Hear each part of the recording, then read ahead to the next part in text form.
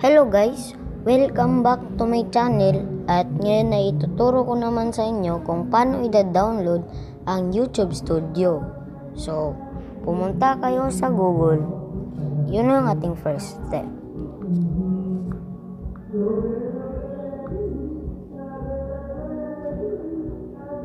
Pangalawang step ay i-search nyo YouTube Studio.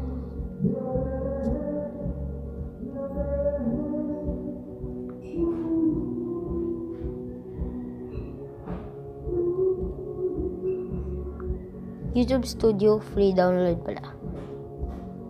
So, pindutin nyo to. Yan.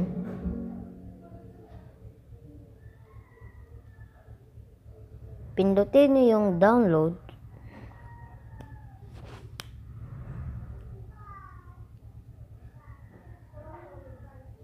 Yan.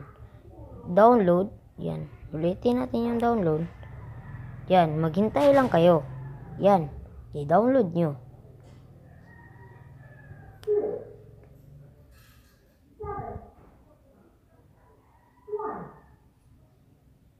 Maghintay lang kayo ng ilang minuto.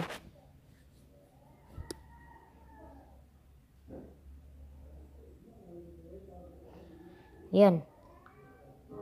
Open na. So, na-download natin ang YouTube Studio.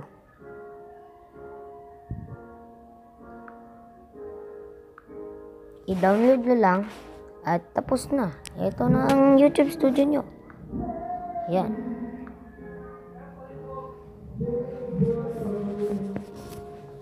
Kung gusto nyo namang i-dark theme, ito lang. Masimple lang to. Pumunta kayo sa settings. At ito, dark theme. Yan.